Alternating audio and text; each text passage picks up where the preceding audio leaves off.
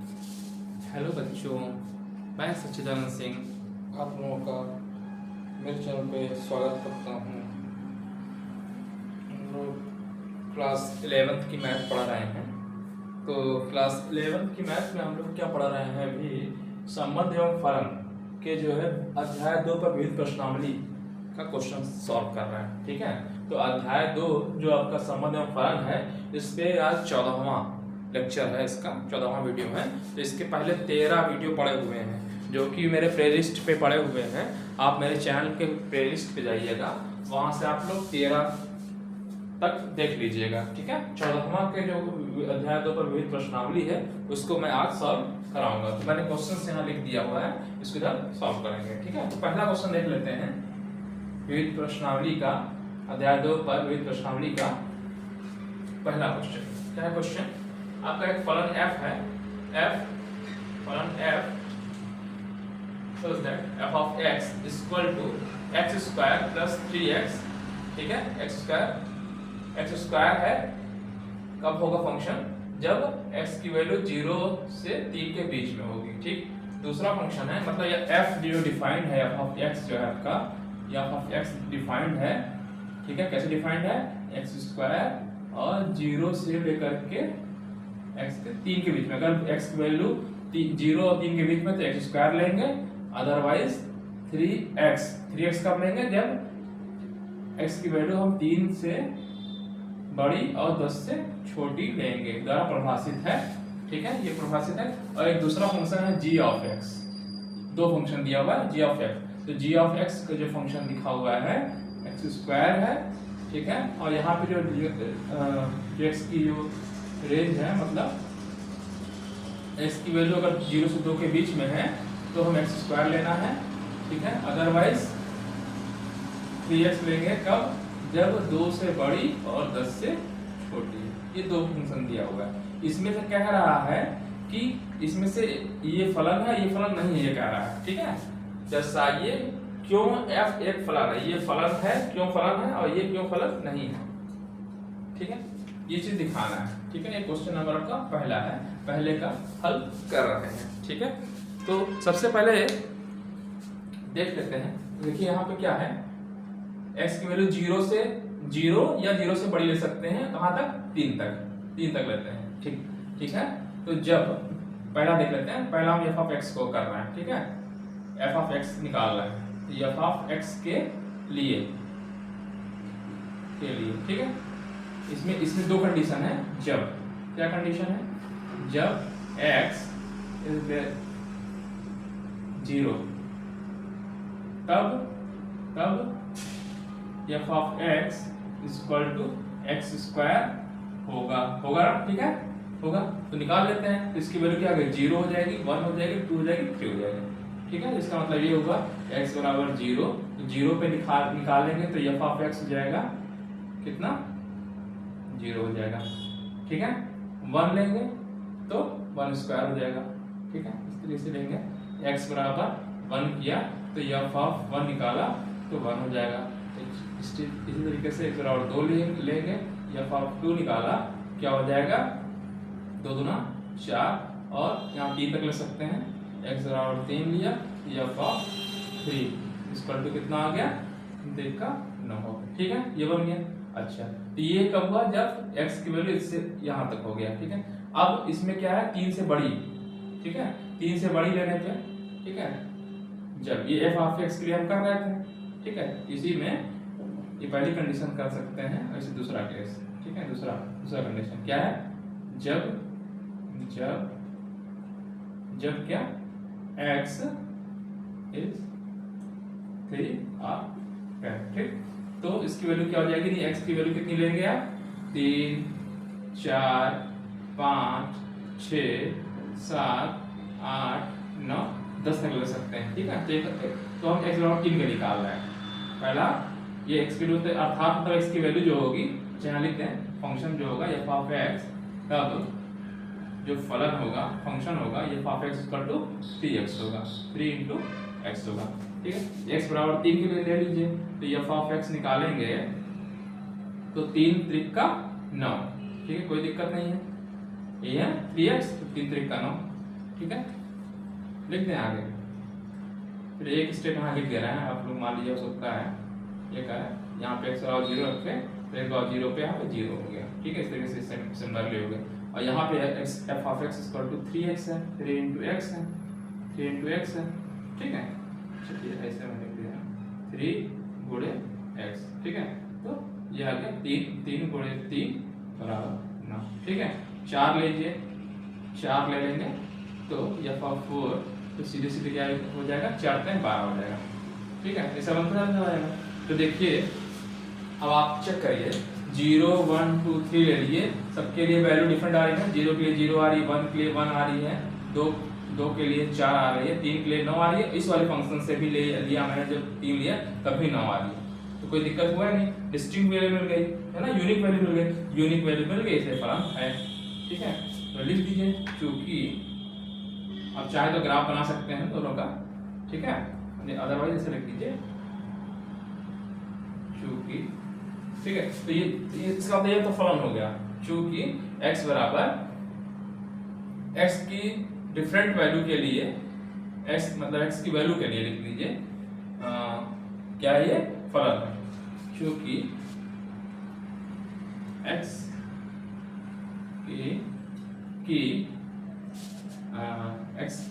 x का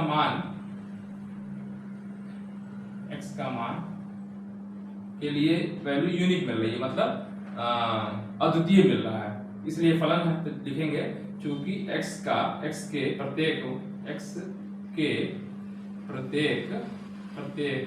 मान के लिए फलन का f ऑफ x और ऐसा f ऑफ x का मान अद्वितीय है, इसलिए अतः f ऑफ x क्या है, फलन है, ठीक है। समझ में आ गया? क्यों, देखिए कंफ्यूजन क्यों हो रही थी, यहाँ 3 है, यहाँ 3 है, देखिए 3 रखने पे 3 त्रिका 9 आ रहा है, और यहाँ पे 3 रखने पे 3 त्रिका 9 ही आ रहा है, 3 इंटू 3 इंटू 3 नहीं आ रहा है, तो कंफ्यूजन हुआ नहीं, ठीक है। और आगे के लिए तो डिफरेंट वैल्यू डिफरेंट आ ही रही है, 4 रखेंगे तो 12 आ रहा है, तो उससे इसलिए क्या है, फलन है, अद्वितीय आ जाएगा, ठीक है। सभी के लिए मतलब अलग अलग वैल्यू मिल रही है, ठीक। अब देखिए इस कंडीशन में क्या होगा, यहाँ पे 2 रखेंगे तो 4 आएगा, और यहाँ पे जब 2 रखेंगे, यहाँ 2 है, 2 रखने पे भी ये फंक्शन यहीं पे आ रहा है, 2 रखेंगे तो 3 और 6 आ जाएगा, तो डिफरेंट आ जाएगा, इसलिए फलन नहीं होगा, इस चीज को दिखाना है आपको, ठीक है। तो ये तो इसका हो गया f ऑफ x के लिए। अब लिखिएगा g ऑफ x के लिए हम एक ही दिखा सकते हैं, ठीक है। जैसे मैंने इतना लिख दिया है, सिर्फ आप एक ही वैल्यू ले लीजिए, कोई दिक्कत है नहीं। यहाँ पे 2 देखिए, चलिए लिख दे रहे हैं इस चीज को, चलिए ठीक है, लिख देंगे तो अच्छी बात है। तो आपको मैंने तुरंत बता दिया ना, एक ही लाइन में, एक लाइन में कैसे चेक करेंगे भाई। देखिए 2 यहाँ 2 रखा है भाई, 0 से 2 के बीच में वैल्यू क्या है, x स्क्वायर है, 2 रखेंगे तो 2 4 आएगा।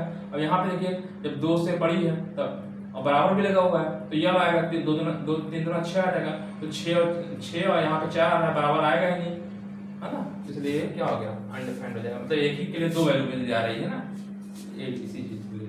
तो g ऑफ x के लिए, ठीक है, क्या लिखा, इसी तरह बना लीजिए, जब x की वैल्यू इसके बीच में, ठीक है, जब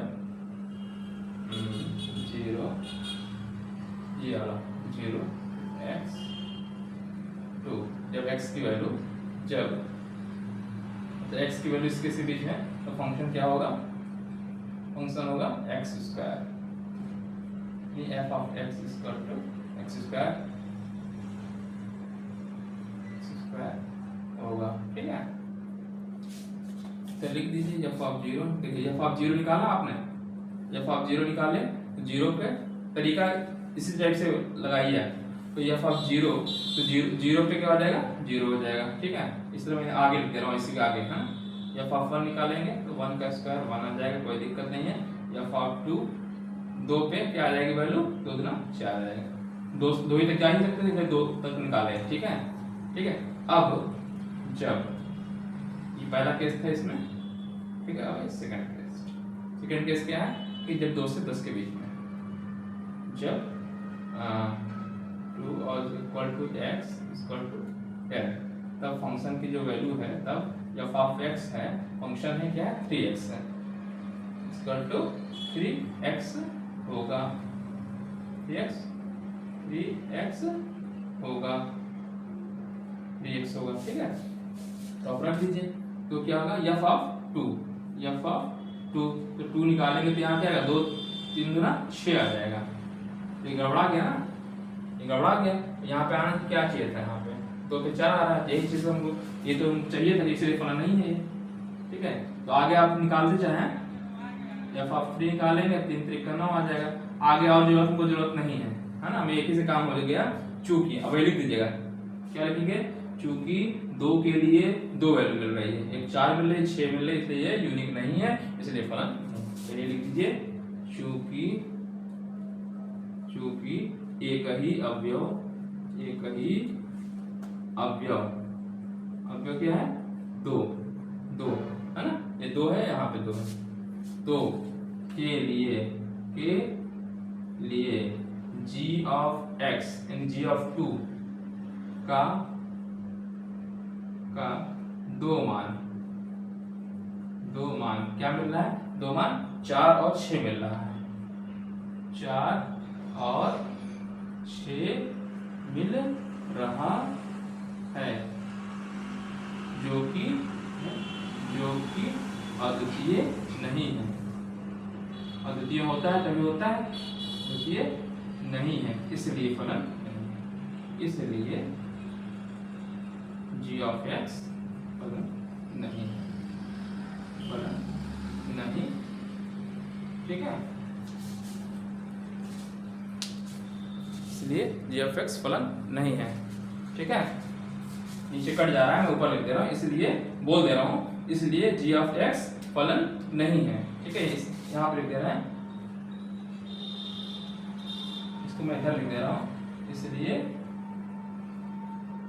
g ऑफ x क्या है, फलन नहीं है, फलन नहीं है, ठीक है, समझ आ गया, क्यों नहीं आया, इसलिए नहीं आया कि एफ ऑफ 2 पे आप निकाले 4 आया, या इसी एफ ऑफ 2 पे निकाले यहाँ पे 6 आया, दोनों अलग अलग वैल्यू होगी, जबकि यूनिक होनी चाहिए, एक ही वैल्यू होनी चाहिए थी, इसलिए ये फलन नहीं है, ठीक है। तो ये आपका दूसरा क्वेश्चन भी पहला क्वेश्चन हो गया, ठीक है।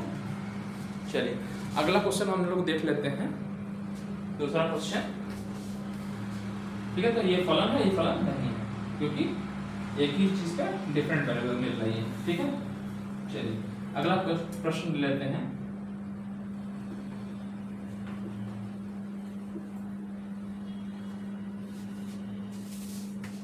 क्या है question, question number 2, F of x equal to x square है, तो F 1.1 minus F of 1 upon 1.1 minus 1, तो आसान है, इसमें कौन सा दिक्कत है, इसमें कोई दिक्कत नहीं है, फंक्शन दिया हुआ है F of x equal to x square दिया हुआ है, तो निकालना क्या है आपको, तो निकालना है F of 1.1 minus F of 1 upon 1.1 minus 1 equal to क्या आएगा, ठीक है, ये निकालना है, तो रख दीजिए सीधे सीधे वैल्यू, यानी कि यहाँ x की जगह पे क्या आ जाएगा 1.1 रख देंगे, तो क्या हो जाएगा, वैल्यू रख दिया, तो इतना इक्वल टू इसी के बराबर लिखिएगा, इक्वल टू इसके नीचे मैं लिख दे रहा हूँ, ठीक है, क्या आ जाएगा, x स्क्वायर है यानी 1.1 का होल स्क्वायर, ठीक है, माइनस एफ ऑफ 1, तो 1 पे भाई x बराबर 1 रखेंगे तो 1 आ जाएगा, भाई यहाँ देखिए x बराबर 1.1 है तो स्क्वायर है, स्क्वायर हो गया, जब 1 रखेंगे तो 1 का स्क्वायर हो जाएगा,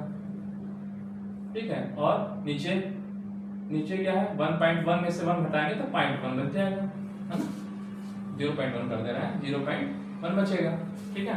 अच्छा, तो 1.1 का होल स्क्वायर करेंगे तो 1.21 आएगा, ठीक है, -1 अपॉन 0.1, ठीक, ये आ गया कितना ऊपर 0.21 अपॉन 0.1, ठीक है, तो इज इक्वल टू कितना आ जाएगा, देखिए एक यहाँ से हटा दें, ये हटा दें, यहाँ 0 बढ़ जाएगा, है ना, जाएगा 2.1, ये आपका आंसर हो जाएगा, ठीक है। अगला क्वेश्चन देख लेते हैं, चलिए, ये आपका 2.1 हो गया, समझ में आ गया, समझ लगा था भाई, एक दशमलव से एक दशमलव हटा देगा, भाई यहाँ देखिए ऐसे समझिए 0.1 दशमलव हटाना आता है ना आप लोगों को, ऐसा लगा है, तो यहाँ 2 अंक पे लगा हुआ है, यहाँ 1 अंक पे लगा हुआ है। जब भाग देंगे तो 1 अंक इधर सर जाएगा, ठीक है, तो ये यहाँ पे 2.1 आ जाएगा। ठीक, अगला क्वेश्चन देख लीजिए, ये तो मैं क्वेश्चन कराया हुआ हूँ, इसके जस्ट क्या है, फलन f of x equal to x square plus 2x plus 1 upon x square minus 8x plus 12 का प्रांत ज्ञात कीजिए। तो प्रांत ज्ञात करने के लिए क्या होता है कि जब ये पॉलिनोमियल है, बहुपद है, बहुपद का जो प्रांत होता है या डोमेन होता है वो r होता है, यानी वास्तविक संख्या r रियल मतलब r मतलब वास्तविक संख्याओं का समुच्चय होता है। उसमें दूसरी कंडीशन क्या होती है कि ये जो है जो बटे वाला होता है वो 0 के बराबर नहीं होना चाहिए, वही चीज लिखेंगे। ठीक है, तो f of x equal to x square plus 2x plus 1। ठीक है, नीचे क्या है, x square minus 8x plus 12, ये आपका फलन दिया हुआ है। क्या होगा, फलन दिया हुआ है। तो ये फलन कब डिफाइन नहीं होगा, जब ये बराबर 0 होगा। तो लिखेंगे फलन f of x है ना, f of x परिभाषित नहीं होगा जब ये इक्वल टू 0 होगा। ये परिभाषित नहीं होगा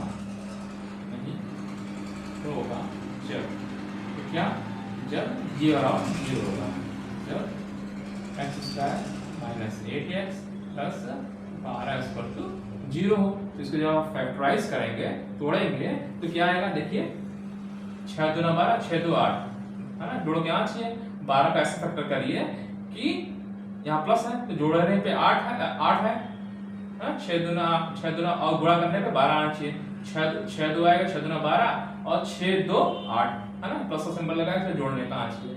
तो लिखेंगे x स्क्वायर, तो किसमें टूटा, ब्रेक हुआ 6, ऐसे लिख लीजिए। देखिए ऐसे लिखते हैं ना आप लोग, फैक्टर का जानते ही हैं। तो x square minus 6x minus 2x plus 12 equal to 0 हो जाएगा। यहाँ से x आप कॉमन ले लीजिए, x माइनस 6 हो गया, माइनस 2 कॉमन ले लीजिए, x माइनस 6 इक्वल टू 0। इन दोनों से x माइनस 6 कॉमन हो जाएगा,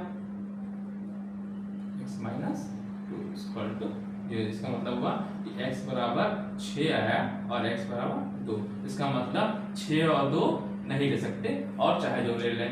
तो इसका मतलब इसलिए फलन जो फलन है आपका ये है, तो इसका प्रांत, फलन का प्रांत जो होता है क्या होगा, r में से ये घटा देंगे 6 और 2, तो फलन का प्रांत जो होगा बराबर r, मैंने कहा कि r ले सकते हैं तो r तो लेना ही होगा, लेकिन नीचे वाला जो 0 नहीं होना चाहिए।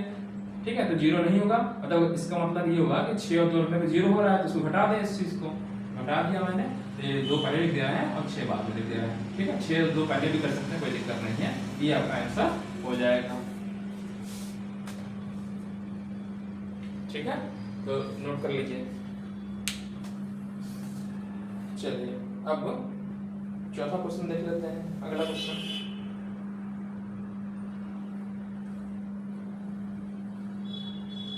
चलिए ठीक है, तो इसको मिटा देना है, चौथा क्वेश्चन देख लेते हैं। हो गया, चलिए ये सब, ये तो आपके पास वो YouTube पे है, तो आप लोग पॉज करके देख ही लीजिएगा, बैक करके मैंने डाल दिया है, कोई दिक्कत तो है नहीं। ठीक है, तो अगला क्वेश्चन क्या है, चौथा क्वेश्चन। अगला क्वेश्चन ये है कि f of x equal to root x minus 1 द्वारा परिभाषित फलन f का प्रांत तथा परिसर ज्ञात कीजिए। यानी जो चौथा क्वेश्चन है, f of x is equal to क्या है, रूट x माइनस 1। ठीक है, तो इसका हमको क्या निकालना है, वास्तविक फलन f, ठीक है, का प्रांत ज्ञात करना है और परसेंट डोमेन और रेंज ज्ञात करना है। ठीक है, अच्छा ये बताइए, जो रूट के अंदर कोई भी संख्या होती है, ठीक है, वर्गमूल कब निकाल सकते हैं, वर्गमूल तभी निकाल सकते हैं जब x की वैल्यू 0 से बड़ी हो, यानी पॉजिटिव हो। ठीक है, 0 का वर्गमूल 0 होता है, लेकिन नेगेटिव नंबर का जो होता है वो आपका वर्गमूल नहीं निकाल सकते हैं। ठीक है, तो ये तभी परिभाषित होगा, ये फलन तभी परिभाषित होगा जब ये वाली वैल्यू 0 से बड़ी हो या 0 के बराबर हो। ठीक है, यही चीज दिखेंगे, ये फलन जो फलन एफ ऑफ एक्स है, फलन एफ ऑफ एक्स तब परिभाषित होगा, तब परिभाषित होगा जब क्या होना चाहिए कि जो ये रूट वाली वैल्यू है ये 0 के बराबर हो या उससे बड़ी हो। जब x माइनस 1, ठीक है, क्या होना चाहिए, ग्रेटर देन और इक्वल टू 0 होनी चाहिए। ठीक है, क्या होना चाहिए, 0 से बड़ी हो या बराबर हो। देखिए 0 अगर हम रख देंगे, सॉरी 0 से बड़ी होनी चाहिए x, हाँ ठीक है, x माइनस 1 पूरी वैल्यू, इस पूरी की वैल्यू 0 आ जाए तो 0 हो जाए तो 0 का वर्गमूल 0 होता ही है, या x माइनस 1 की वैल्यू 0 से बड़ी हो, 0 से बड़ी है तो वर्गमूल निकाल लेंगे। ठीक है, 0 से कम होगी तो निगेटिव है, निगेटिव नंबर का वर्गमूल निकाल नहीं सकते। ठीक है, तो ये चीज लिखेंगे। इसका मतलब ये हुआ कि x जब ये 1 उधर जाएगा तो x दिस इंप्लाइज, इसका मतलब ये हुआ x इज ग्रेटर देन और इक्वल टू 1। इसका मतलब हुआ कि जो डोमेन हुआ एक से ज्यादा वैल्यू हम ले सकते हैं। अच्छा, क्योंकि ये x माइनस 1 लिखा हुआ है, इसका मतलब जो रेंज होना डोमेन होगा एक से ज्यादा हो सकती है, कहां तक, अनंत तक। तो इसका जब हम प्रांत लिखेंगे, प्रांत जब भी लिखेंगे तो प्रांत क्या होना चाहिए, 1 से लेकर के अनंत तक ले सकते हैं। यहां तक किसी को दिक्कत नहीं होना चाहिए। ठीक, 1 से लेकर के अनंत तक प्रांत हो जाएगा। देखिए ये इस टाइप का क्वेश्चन होता है, इसके भी प्रांत जो होता है हमेशा रियल नंबर होता है, r होता है। लेकिन दूसरी कंडीशन क्या होती है, जो क्या है जहां लिखा जो भी चीज लिखा रहेगा उसके लिए कंडीशन होनी चाहिए। ये रूट के अंदर है, तो जब रूट के अंदर है मतलब वर्गमूल के अंदर है तो ये वैल्यू जो होनी चाहिए क्या होनी चाहिए, 0 से बड़ी होनी चाहिए या बराबर हो सकती है। तो मैंने वही चीज लिख दिया, 0 के बराबर हो या बड़ी, तो ये पक्षांतर करेंगे तो ये 1 उधर जाएगा तो प्लस हो जाएगा, x इज ग्रेटर देन 1। तो प्रांत क्या हो गया, 1 से लेकर के अनंत तक। ठीक है, इधर हम लिखेंगे क्लोज्ड इंटरवल, इधर ओपन इंटरवल। ठीक है, ये हो गया। अब बात आ रही है रेंज। अच्छा, जब डोमेन आपको मिल गया कि वैल्यू हम 1 से ज्यादा ही ले सकते हैं, 1 से कम क्यों ले सकते, देखिए 1 से कम अगर लेंगे यह नेगेटिव आ जाएगा और नेगेटिव का वर्गमूल हो नहीं सकता। ठीक है, तो ये चीज आपको पता लग गई कि हम 1 से बड़ा ही ले सकते हैं, 1 से छोटा ले नहीं सकते हैं। अच्छा, प्रांत जब मिल गया तो आप बताइए इसकी मैक्सिमम वैल्यू और मिनिमम वैल्यू फाइंड कर सकते हैं कि नहीं कर सकते हैं। कब मैक्सिमम वैल्यू आएगी बताइए, जब x बराबर 1 कर दें तो 0 आ जाएगी और 0 का वर्गमूल 0, तो 0 मिनिमम मिल जाएगी। अच्छा, और x की वैल्यू अनंत तक ले सकते हैं। जब अनंत तक लेंगे, जैसे मान लीजिए हमने ले लिया 5, x की मान लीजिए मैंने लिया 1 2 3 4 5 ले सकते हैं, मैंने 5 ले लिया। जब 5 लेंगे तो 5 मेरे समान 4 आएगा, 4 का वर्गमूल 2 आ जाएगा। ठीक है, इस तरह से मान लीजिए 37 ले लिया, बढ़ाते जाना है, 37 लिए तो 37 अगर ले लिए तो 37 में से गया 36, 36 का वर्गमूल 6 है ना। तो जितना आप बढ़ते जा रहे हैं आपकी वैल्यू बढ़ती जा रही है ना। तो रेंज क्या हो गई आपकी, 0 से लेकर के 0 मतलब जो परिसर जो बोलेंगे 0 से लेकर के अनंत तक, है ना, क्योंकि जो वैल्यू आएगी 0 से लेकर अनंत तक आएगी तो वो उसको बोलते हैं परिसर। ठीक है, तो परिसर निकालिए। परिसर के लिए क्या करना है, ये तो समझा दिया होगा प्रांत कैसे निकालना है। ठीक है, ठीक है, तो जो आपका परिसर के लिए क्या होगा कि मिनिमम वैल्यू क्या होगी, ठीक है, न्यूनतम मान। तो न्यूनतम मान निकाल लीजिए, इस फंक्शन का न्यूनतम मान ऐसे लिख लीजिए, f(x) का न्यूनतम मान कब होगा, न्यूनतम मान आप खुद सोचिए। न्यूनतम मान जब 1 रखने पे या अगर 1 - 1 हो गया 0 आ गया, 0 होगा तो f(x) का न्यूनतम मान 0 होगा। ठीक है, तथा मैक्सिमम महत्तम मान कब निकालेंगे बताइए। x की वैल्यू अगर हम अनंत ले रहे हैं तो महत्तम मान अनंत पे होगा, तो महत्तम मान जब अनंत तक ले सकते हैं, अनंत में से 1 घटेगा तो अनंत ही आएगा, अनंत और मूल भी अनंत ही आएगा। जब अनंत हमको कोई नंबर ही नहीं फाइंड है, मैक्सिमम नंबर हम जान ही नहीं सकते हैं, तो महत्तम मान भी क्या होगा, अनंत होगा, अनंत होगा, है ना। इसको रखने पे ही तो आएगा, इसलिए आप लिख दीजिए इस चीज को, ये जो 0 से लेकर के अनंत तक। ठीक है, और चाहे तो आपको ऐसे भी लिख सकते हैं, इसको ऐसे लिख लीजिए,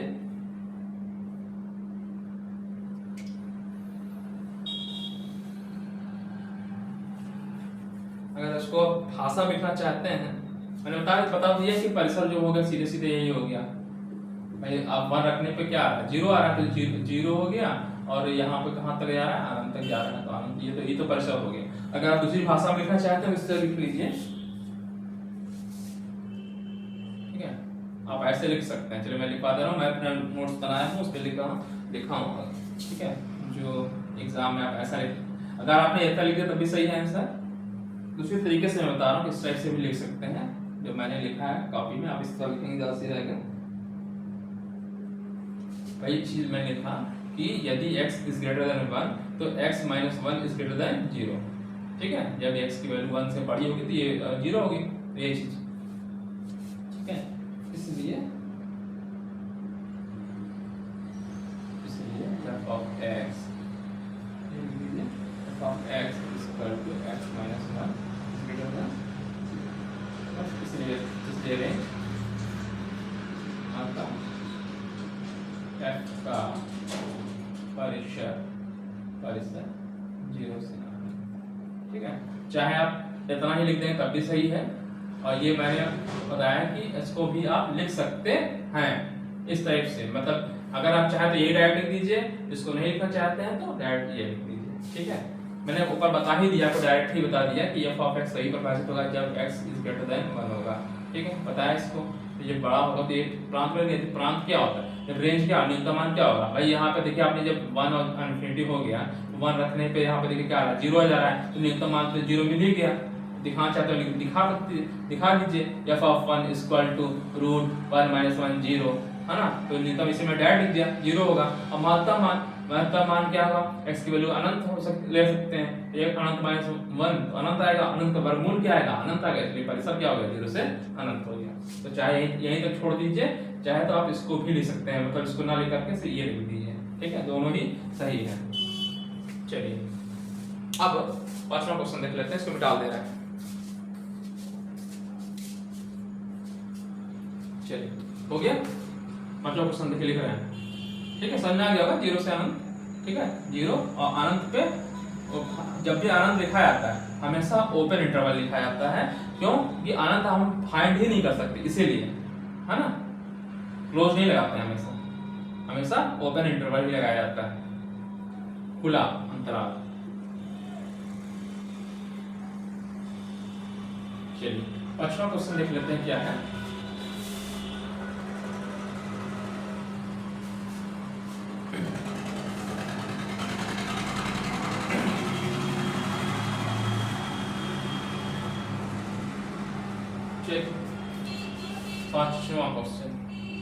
पांचवा क्वेश्चन ये है, f of x है और मॉड के अंदर x माइनस 1, मॉडुलस फंक्शन से बोलते हैं, मापांक फलन बोलते हैं हिंदी में, मॉडुलस फंक्शन इंग्लिश में, ठीक है। तो पढ़ते क्या है, f of x is equal to mod of x minus 1 द्वारा परिभाषित फलन का प्रांत एवं परिसर ज्ञात कीजिए। देखिए ये मॉड में लिखा हुआ है, तो r की यहाँ x की वैल्यू कुछ भी ले सकते हैं, माइनस अनंत से लेकर के प्लस अनंत तक ले सकते हैं ना, वैल्यू तो मिलेगी, ठीक है। तो ये क्या हो जाएगा, इसका जो आपका जो क्या लिखना है, प्रांत लिखना है, तो प्रांत माइनस r हो जाएगा, मतलब जो प्रांत हो गया वो r हो जाएगा, ठीक है। प्रांत क्या हो जाएगा, r हो जाएगा, क्यों, क्योंकि यहाँ देखिए x माइनस 1 लिखा है, तो x वैल्यू कुछ भी वैल्यू रखे तो फलन तो डिफाइंड ही होगा ना। अगर 1 माइनस 1 भी कर देंगे तब भी 0 आएगा, तो फलन तब भी डिफाइंड है, उसकी वैल्यू 0 आ रही है ना, फलन डिफाइंड है। तो जो फलन परिभाषित हमेशा परिभाषित रहेगा जब x की वैल्यू माइनस अनंत से लेकर के प्लस अनंत तक ले, ठीक है। तो इसलिए डोमेन क्या हो जाएगा, डोमेन अर्थात क्या होते हैं, प्रांत, तो प्रांत हो जाएगा, क्या हो जाएगा आपका r हो जाएगा, वास्तविक संख्याओं का समुच्चय, या r लिख दीजिए या minus infinity two plus infinity लिख दीजिए, ठीक, ये हो जाएगा। अच्छा अब बात आएगी क्या निकाला, परिसर, ठीक है। अच्छा अगर इसका ग्राफ खींचना आता है, अगर ग्राफ खींच लीजिए फटाक से परिसर मिल जाएगा। चलिए मैं ग्राफ से दिखा दूं जरा आपको, इधर ग्राफ बना दे रहा हूँ, ठीक है। चलिए ग्राफ अगर आप समझ गए तो फटाक से परिसर बना दे जाएंगे, निकाल ले जाएंगे, ठीक है। चलिए अच्छा ग्राफ खींचते हैं, कैसे करते हैं, x बराबर 0 रखते हैं, x बराबर 0 रखें तो क्या आएगा, x बराबर 0 पे y जो f ऑफ x वैल्यू मिलेगी, ये x होती है ना, x डैश होती है, ये y होती है, y डैश होती है, ठीक। तो x बराबर 0 रखेंगे तो यहाँ पर आएगा क्या, 0 - 1 मॉड के अंदर है तो 1 मिलेगी नहीं, x बराबर 0 पे वैल्यू मिल रही है 1, ठीक, एक ऐसे मिल रही है। अच्छा, और 1 x बराबर 1 रखेंगे तो y की वैल्यू 0 आएगी, इसका मतलब ये ग्राफ ऐसे टाइप पे जा रहा होगा, ऐसे जा रहा होगा, ठीक है। अब पॉजिटिव लेंगे तो इधर आएगी, x बराबर 1 पे 0 आ गया, 2 लीजिए तो 1 आएगा, नहीं ऐसे ग्राफ, ये ऐसे ग्राफ जाएगा, ये ग्राफ इस टाइप से आएगा ग्राफ, ठीक है। अच्छा, अब ग्राफ बन गया तो अब आपको देखिए जो बात आई कि ग्राफ ऐसे बन गया, और जो डोमेन की बात है, डोमेन देखिए क्या है कि माइनस से इंफिनिटी से प्लस इंफिनिटी तक कुछ भी आप लेते जाइए। देखिए इधर माइनस इंफिनिटी से लेकर के प्लस इंफिनिटी तक लेंगे तो वैल्यू आपकी ले सकते हैं, इधर माइनस इंफिनिटी से भी वैल्यू मिल रही है, प्लस इंफिनिटी तक जा रहा है, ठीक है। अच्छा, ये जो f ऑफ x है ये y होता है, क्या होता है ये y बोलते हैं, तो ऊपर जा रहा है तो प्लस y पॉजिटिव डायरेक्शन में, और नेगेटिव अगर वैल्यू आ रही है तो नीचे आ रहा है। देखिए ये ग्राफ ऊपर ही, ये सिर्फ ऊपर की तरफ जा रहा है, नेगेटिव तो आ नहीं रहा है, तो इसका मतलब कि जो रेंज होगा इसका सभी धनात्मक संख्याएं होंगी, सभी धनात्मक ऊपर की साइड में आ रहा है ना, मतलब पॉजिटिव डायरेक्शन में आ रहा है, नीचे नहीं आ रहा है, तो सभी धनात्मक, इसी इसको लिख देना है बस, ठीक है। ग्राफ जो है आपका ऐसे बनेगा, ठीक है। अब देखिए मैं डिफाइन कैसे लिखेंगे, तरीका क्या है मैं लिखवा दे रहा हूँ, देखिए पहले तो वही डोमेन का लिख दीजिए, चूंकि जो फलन है, फलन यूली है, क्योंकि फलन f of x is equal to mod x minus one सभी संख्याओं के लिए परिभाषित है, इसलिए जो उसका रेंज होगा, डोमेन होगा, सभी संख्याओं के लिए, सभी x के सभी लिख सकते हैं चाहे तो, चूंकि फलन f of x x minus 1 x के सभी मान के लिए, x के सभी मान के लिए परिभाषित है ना, परिभाषित होना चाहिए, परिभाषित है, इसलिए इसका जो डोमेन हो जाएगा भाषित है, इसलिए प्रांत क्या हो जाएगा, r हो जाएगा, चाहे तो r लिख सकते हैं, प्रांत इक्वल टू r या वास्तविक संख्याओं का समुच्चय, ठीक है, या minus infinity two plus infinity कर दीजिए, बात वही चीज है, चारों बार मैंने 3 चीज बोली कि प्रांत इक्वल टू ये माइनस इंफिनिटी से प्लस, या प्रांत लिख दें r, चाहे तो हम इसी को लिख दें r, या वास्तविक संख्याओं का समुच्चय, बात वही है, तीनों चीज एक ही चीज है, चाहे जो चीज लिखते हैं का समझ में आया। वास्तविक संख्या के समुच्चय को तो r बोलते हैं, और इसकी ये r की वैल्यू क्या होती है, माइनस इंफिनिटी से लेकर के प्लस इंफिनिटी होती है, तो प्रांत यही हो गया, चाहे एक ही चीज लिखिएगा इसमें, प्रांत लिख लिए minus infinity two plus infinity, ठीक है। तो प्रांत तो मिल गया, प्रांत जो हो गया ये मिल गया, ठीक। अब उसने क्या कहा है, परिसर भी ज्ञात करना है, तो परिसर देखिए, परिसर क्या होता है, मिनिमम टू मैक्सिमम, तो मिनिमम वैल्यू यहाँ 0 मिल रही है, मैक्सिमम आप अनंत तक जा रही है, तो वही चीज को लिख देंगे, 0 से ये यहाँ से ऊपर तक जा रही है ना।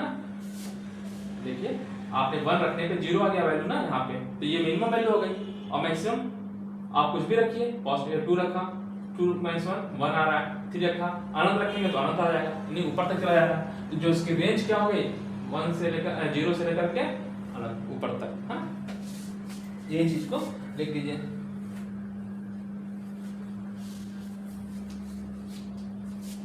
यदि लिख दिए, यदि x एक वास्तविक संख्या है, यदि x एक वास्तविक संख्या है तो क्या है, तो x माइनस 1 मॉड के अंदर सदैव क्या होगा, सदैव धनात्मक ही तो आएगा, सदैव वास्तविक एवं धनात्मक, वास्तविक आएगा भाई, वैल्यू जो भी रखेंगे वास्तविक ही आएगी, और धनात्मक होगी, सदैव वास्तविक और धनात्मक होगी। तो इसलिए परिसर क्या हुआ, सभी धनात्मक संख्याएं, लिखिए अतः परिसर, अतः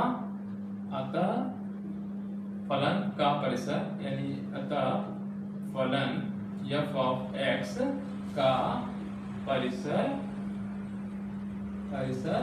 क्या होगा, r प्लस भी लिखते हैं उसको, जो सभी धनात्मक संख्या है इसको ऐसे भी लिखते हैं r प्लस। इसका मतलब हुआ कि सभी धनात्मक संख्याएं,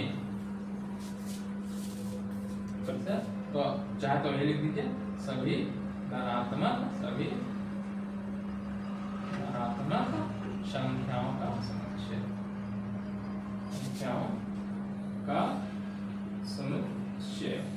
ठीक है। तो या r प्लस है, ठीक है। r प्लस से भी लिखते हैं, देखिए ऐसे r लगा दीजिए, प्लस कर दिए, या आप सीधे लिख दीजिए फलन f ऑफ x का परिसर सभी धनात्मक संख्याओं का समुच्चय, ठीक है, सभी धनात्मक संख्याओं का समुच्चय, ठीक है। ग्राफ सब वैसे ही क्लियर हो गया। ये मॉड है, आप ऐसे भी समझ जाएगा, ये मॉड लगा हुआ है ना, मॉड लगा हुआ है, आगे कोई सिंबल क्या है प्लस का है, तो इसके ग्राफ हमेशा ऊपर आएगा। अगर यहाँ नेगेटिव होता तो ग्राफ नीचे आ रहा होता, तो इसमें क्या होता है, तो नीचे होता सभी ऋणात्मक संख्याओं में समुच्चय हो जाता। क्वेश्चन में चेंज कर दे, बस यहाँ पे क्या कर दे, यहाँ पे जो मॉड है मॉड के बाहर माइनस लगा देता, तो ग्राफ नीचे बनने लगता है ऐसे, ठीक है। तो क्या होता, मतलब कुछ भी हम अगर वैल्यू लेते हैं तो हमेशा नेगेटिव ही वैल्यू मिलती, तो नीचे मिलती, तो ये क्या हो जाता क्वेश्चन, बस सभी ऋणात्मक संख्याओं का समुच्चय हो जाता, ठीक है। चलिए, तो आज का लास्ट क्वेश्चन करवा दे रहे हैं, ठीक है, छठा क्वेश्चन। चलिए देख लीजिए, क्वेश्चन बिटा रहा है, ठीक है।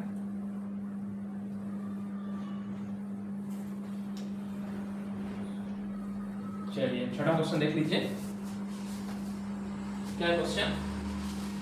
प्रश्न ये है कि f फलन है f, क्वेश्चन पढ़ दे रहे हैं। मान लीजिए कि फलन f मतलब f is equal to x comma x square plus 1 upon x square such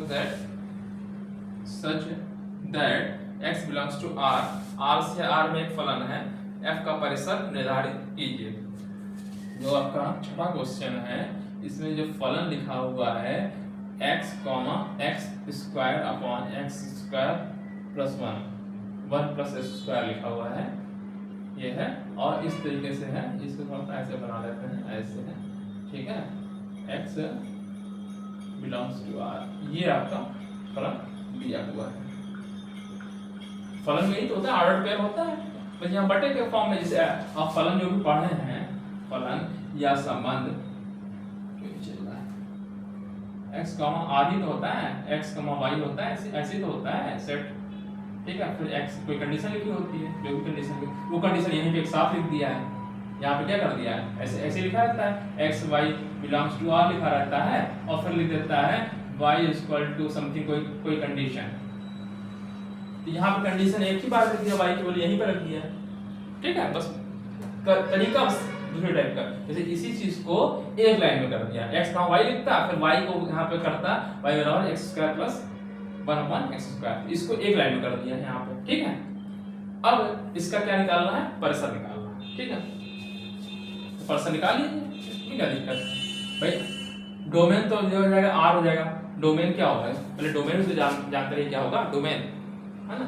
देखिए ये डज नॉट इक्वल टू 0 होना चाहिए, है ना, तो ये 0 कब नहीं होगा, तो ये 1 plus x square not equal to 0 होना चाहिए। ऐसे कोई कंडीशन नहीं आएगी, माइनस, क्योंकि ये पॉजिटिव है ना, तो हमेशा कभी कभी नेगेटिव आएगा ही नहीं, तो नेगेटिव आएगा ही नहीं x स्क्वायर, कि x स्क्वायर है ना, स्क्वायर का मतलब वर्ग, किस संख्या का वर्ग है, तो वर्ग लिखा है, तो यहाँ पे कोई नेगेटिव नंबर आए, नेगेटिव नंबर मिलेंगे तो उसका जब वर्ग करेंगे तो धनात्मक आ जाएगा, धनात्मक आ जाएगा, तो इसका मतलब है कि ये कभी 0 होगा ही नहीं, तो 0 नहीं होगा, तो इसका मतलब क्या हो गया, हम r की वैल्यू कुछ भी ले सकते हैं, तो प्रांत तो r हो जाएगा सीधे सीधे, प्रांत minus infinity two plus infinity. अब बात आ रही परिसर की, तो परिसर निकालने में देखना होगा, ठीक है। चलिए, ठीक, ये तो समझ आ रहा होगा, ये तो समझाने के लिए बताया था। चलिए, ये बता रहा था कि ये फलन लिखा हुआ है, ठीक है, इसको ऐसे समझिए तो ये जो एक्स स्क्वायर है अपान 1 अपान एक्स स्क्वायर, ठीक है, यही है। ये ऐसे समझिए, ये एफ ऑफ एक्स समझिए, ये ऐसे, ये मतलब हुआ, ठीक है। ये इसका मतलब ये है फलन जो डिफाइंड है, तो ये एक्स की वैल्यू रखने पे ये एफ ऑफ एक्स ये आ रहा है, ठीक। अच्छा, अब इसका हमको तो अगर प्रांत की बात करते तो प्रांत तो हो जाता, मैंने बताया minus infinity two plus infinity हो जाता, लेकिन सिर्फ निकालना है आपको, परिभाषित करना है आर। अच्छा, अब ये बताइए, जब दो संख्याएं चल रहा है सही से यार, ये अगर ऊपर की घात और नीचे की घात बराबर तो हम डिवाइड करके लिख सकते हैं, इसे मतलब भाग कर सकते हैं ना, क्योंकि एक्स स्क्वायर ऊपर भी एक्स स्क्वायर नीचे भी एक्स स्क्वायर है, घात बराबर है ना, या बड़ी हो तो इसको क्या भाग दे करके, जो जैसे कोई संख्या लिखी हो 4/3 लिखा है, तो आप भाग दे के लिख सकते हैं ना, क्या लिख सकते हैं 1 प्लस 1/3 लिख सकते हैं, नहीं लिख सकते हैं, है ना भाई। देखिए 3 एकम 3 प्लस 1 4/3 हो गया। अगर यहाँ 2/3 लिखा होता तो हम इसको नहीं लिख सकते थे क्या 1 - 1/3, 3 एकम 3 माइनस 1 2/3 लिख सकते हैं ना। वही चीज यहाँ करना है, हम इसको भाग कैसे लिखते हैं, इस चीज को भाग ही तो देखते हैं, ठीक है। तो हम भाग देंगे, भाग देना आपको आता ही होगा, तो भाग में बता भी दे रहे हैं। देखिए एक्स स्क्वायर है, भाग दीजिए, कितनी बार जाएगा, एक बार जाएगा, एक बार जाएगा तो एक्स स्क्वायर प्लस 1 इधर लिख दिया और घटा दीजिए, ये कैंसिल हो जाता है, तो यहाँ क्या होता है -1 बचा, ठीक है। तो इसका मतलब ये होगा कि एक बार गया ऊपर तो 1 - 1/1 प्लस एक्स स्क्वायर है, इसलिए देखिए कर लीजिए, ऊपर चेक करना चाहें कि गलत आ रहा है सही आ रहा है, देख लीजिए 1 plus x square minus 1/1 plus x square, ठीक है, एक्स कैंसिल वही चीज आ जाएगी, नहीं आ जाएगी, ठीक है। अच्छा, अब ये चीज बताइए, मैंने इसको तोड़ कर लिख दिया बस ये चीज, ठीक है। अच्छा, आप ये बताइए, ये एक्स है क्या, वास्तविक संख्या, वास्तविक संख्या में नेगेटिव होती है पॉजिटिव होती है, ठीक है। अच्छा, एक्स का जब वर्क करेंगे, कोई भी संख्या चाहे नेगेटिव चाहे पॉजिटिव वर्क करेंगे तो ये धनात्मक ही आएगा ना, ठीक है। आई को सिंबल कौन सा लगा, प्लस, तो जो भी करेंगे तो जुड़ जाएगा ना, ठीक है, वैल्यू जोड़ देंगे, मतलब कहने का मतलब ये है कि अगर चलिए ऐसे समझिए कि 1 - 1/1 प्लस एक्स स्क्वायर लिखा हुआ है, ठीक है। अगर हम x बराबर 0 ले दें, 0 लिख दें, 0 अगर हम यहाँ लिख लें, फंक्शन यही है ना, 0 रख दें, 0 रख देंगे तो क्या आएगा 1 - 1/, ऐसे समझिए f ऑफ हम 0 निकाल लिए, चलिए f ऑफ 0 निकाल लें, f ऑफ 0 अगर निकालें तो यहाँ पे क्या आ जाएगा 1 - 1 आ जाएगा, नहीं आ जाएगा, मतलब 0 आ जाएगा। ये तो समझ आ रहा होगा ना आपको जो मैं बताना चाह रहा हूँ, कि अगर एक तरह हम 0 रख दें तो ये 1/1 आ जाएगा, 0 हो जाएगा, तो 1 - 1 0 आ जाएगा, ठीक है। तो सबसे न्यूनतम वैल्यू तो 0 मिलेगी, क्यों, नेगेटिव यहाँ पे आना नहीं है, नेगेटिव तो यहाँ आना नहीं है, ठीक है। इसके अलावा देखिए यहाँ पे x की वैल्यू, मतलब आप -1 भी रखें तो भी प्लस हो जा रहा है, जैसे मान लीजिए आपने रखा -2 रखा, तो -2 रखेंगे तो कितना आ जाएगा, 2 दूना 4 आ जाएगा, 4 + 1 यानी 1/1 माइनस 1/, मतलब इतना आ जाएगा। जैसे मान लीजिए मैं कहना चाह रहा था कि x बराबर -2 रखा, x बराबर -2 रखा, तो -2 रखेंगे, 2 दूना 4 आ गया, तो यहाँ पे आ गया 1 - 1/5 आ गया, यानी घटाएंगे तो 4/5 आएगा, समथिंग जो भी आएगा, और ये 1 से कम ही आएगी वैल्यू, ठीक है। तो हम ये बताना चाह रहे हैं कि जो वैल्यू आएगी वो 1 से छोटी ही आएगी हमेशा, क्यों आएगी, क्योंकि 1 से घट रही है, 1 से यहाँ पे क्या हो रही वैल्यू घट रही है, ठीक है। आप वैल्यू आप x की बढ़ाते जाइए, बढ़ाते जाइए या घटाते जाइए, वैल्यू क्या आएगी, हमेशा 1 से छोटी आएगी, क्यों आएगी, क्योंकि 1 से घट रहा है संख्या, है ना। देखिए 1 से घट रही है संख्या, 1 से घट रही है, तो इसका मतलब कि जो वैल्यू आएगी नेगेटिव ही आएगी ना हमेशा, जब नेगेटिव ही आएगी और 1 से घट रही है तो 1 से छोटी वैल्यू आएगी, तो जो उसका मैक्सिमम वैल्यू आएगी कितनी आएगी, 1 आएगी। तो यही बताना चाह रहे हैं कि जो न्यूनतम वैल्यू तो 0 आ गई, मैक्सिमम वैल्यू कितनी आएगी, 1 आएगी, क्यों आएगी, मतलब मैक्सिमम 1 नहीं है, 1 से छोटी आएगी, तो रेंज जो होगी 0 से 1 के बीच में ही आएगी, ठीक है। इसको लिखेंगे कैसे, बस ये देख लीजिए, चलिए इसको मैं लिख दे रहा हूँ, ठीक है। ये इक्वेशन है तो लिखेंगे जो f ऑफ x, इस तरह हाइड ले लेते हैं, एफ ऑफ एक्स सदैव एक से छोटा आएगा, सदैव एक से छोटा, और एक्स की वैल्यू लिख दीजिए, का मान है ना, का मान सदैव एक से छोटा आएगा। समझा क्यों? है ना? और लगभग कितनी आएगी? लगभग एक के आसपास आएगी भाई, इसलिए अनंत।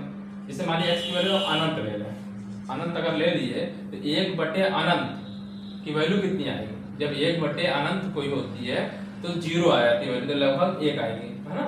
तो लगभग तो x की, वही मैंने कहा f ऑफ x का मान सदैव 1 से छोटा आएगा और लगभग 1 के बराबर होगा, और लगभग एग्जैक्ट 1 नहीं आएगा, लगभग मैंने बताया ना 1 से घट रही है, लगभग 1 के बराबर आएगा, बराबर आएगा। ठीक है। अच्छा, और न्यूनतम मान होता है जब जस्ट न्यूनतम मान मैंने बताया कि 1 रखने पे 0 है, तो न्यूनतम मान 0 होगा, है ना। क्यों? क्योंकि जब 1 रखेंगे, अरे यहाँ 0 दीजिए, x बराबर 0 पे ही हो जाएगा। जब 0 रखा तो यहाँ पर 1/1 + 0 यानी 1 आ गया, तो 1 - 1 = 0, इसलिए न्यूनतम मान 0। इसलिए परिसर जो लिखेंगे, इसलिए